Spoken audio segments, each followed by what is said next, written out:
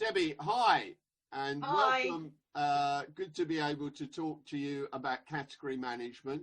We've got this event coming up on March the 11th, which I think we're both very excited about. Yes. And that we're co-sponsoring. So I just wanted the opportunity to have a quick chat with you as somebody that's implemented category management and now talks about it. I just wanted to get your thoughts and your views about why category management is, if you like, the procurement strategy of choice. What's so great about category management? So maybe you could just introduce yourself and let us know about category management. Okay. Hi everyone, I'm Debbie Sorrell. I have implemented category management in my own departments and for clients across a range of different industries. What I would say, Steve, to answer your question, is that the reason category management works is because it helps to move the procurement function from a tactical function to a strategic business function, because we're moving to a planned approach for each category. So the category strategy will be a long-term strategy. It'll be over a number of years. It will be working closely with the business and being tightly aligned to the business plans. So it brings the procurement into the actual business in a strategic way. And then as we go through the category management process, it also enables us to get the best deals for what we want, getting good value for money and being able to sustain that over a period of time. That's great. And we often hear in the circles that we move in about procurement being in the boardroom, about getting into the boardroom and in front of the chief exec. Really stop talking about it and get on with category management is what I'm hearing, because that'll elevate you to some degree as you say, as a business. Can I say that? As a business function? Absolutely, absolutely. The only way that procurement is going to be operating at the strategic level and be being listened to in the boardroom is to be by bringing benefit to the business. So if you can operate your procurement organisation in a way which integrates you with that business and with that business plan, then clearly that's the best way to go about getting involved at the senior C level in organisations. Yeah, absolutely. I think the way we need to think about it is at the top level, as you say, you have your category strategies, and then sort of falling out of your category strategies, you can develop your segment or supplier strategies. It depends what terminology you use. Yeah. Some people use segment rather than category or whatever. But you have your supplier strategy and your sourcing strategy coming from your category strategy. So that then feeds through to doing the actual procurement job, and also, really importantly, the supplier relationship management role. Because when we're looking at long-term plans and long-term category plans, then obviously managing those relationships with the suppliers that we use and potentially with the ones that we don't use but might want to use becomes really important. So yes, it links people doing the actual job on the ground to what's happening in the organisation boardroom in the strategy level there. So yeah, absolutely. I think the only other thing that I would just like to add to that is that when you're thinking about doing category management, you have to think of it as a business change program, not just a procurement change program. Okay, so it is about business change. It's about getting that senior level buy-in and then being able to flow that through your business.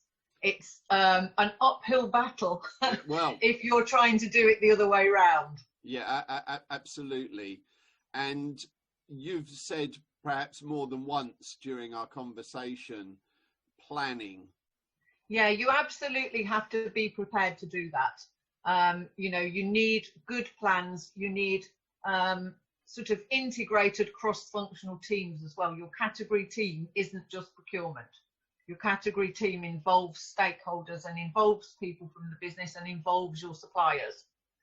So that's also important. A category team can be led by somebody from procurement, but occasionally you might want to have somebody in the business leading that category team because they are more familiar with, you know, with the strategy and with the supplier and with what you're doing. So as long as procurement and commercial are in the team, they don't always have to lead. And that also enables you to get better integrated with the business because you're being inclusive. You know, you're looking at it from the team perspective, everybody delivering against the business goals and no functional silos.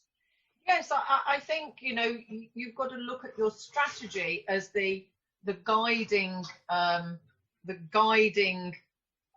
process, if you like, over what you do. But then you do have individual procurements within that, which, you know, each one becomes a piece of the jigsaw that goes towards the strategy. And yes, then if you've done things in a planned way, it's much easier to hand that contract, if you like, into the business to be managed, to have effective contract management, good KPIs, good business measures, feeding back into your category strategy for next time, lessons learned, and all of those kind of things. So it's a cyclical approach, which should give you continuous improvement. So the next time you do a procurement exercise, you know, you've learned from the past and you've got this category team there all of the time looking after the strategy and feeding those things back in. So it should make things easier. Things like business continuity planning, you know, very important in the last few months. Well, you know, because you've planned for it. So you know what those things are. You've planned for contract exit. You know, you've built in lessons learned on how to exit maybe, you know, outsourced contracts that can be difficult to transition to a new supplier. And it also enables you to use some of the business tools to aid your planning. So you might think, well, where do I focus? So you can use things like CrowdJick and those things like on the ground, as you say, to say, well, these are the suppliers we maybe need to focus on to get our category management going. And then you can expand that later. You know, you can expand into more categories as you go along. Absolutely, you know, and the example I often use on business continuity planning for unexpected things is the you know, those people in the UK that are old enough to remember the Buncefield oil explosion in Hemel Hempstead. Indeed. And somebody that I worked with and know very well was involved in one of the IT companies that sort of was out of business because of that explosion. And there were two IT companies, and one of them got back to work within days, and the other one was months. Yeah.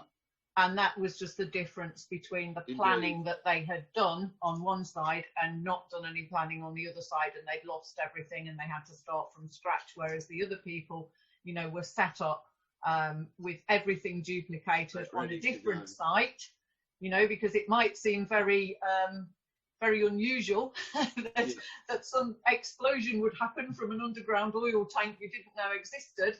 But these things do happen, we know. So, yes. What are you most looking forward to? Well, I'm looking forward to, I think, two things. I'm looking forward to hearing about how people, you know, the speakers have implemented category management, and particularly the issues that they've come up against whilst they've been doing that, and how they've addressed those and achieved success. And I'm also looking forward to trying to, you know, help people that are thinking of doing it by sort of, you know, helping to give them some ideas and thoughts and maybe ways forward that they can start looking at implementing category management in their own organisations.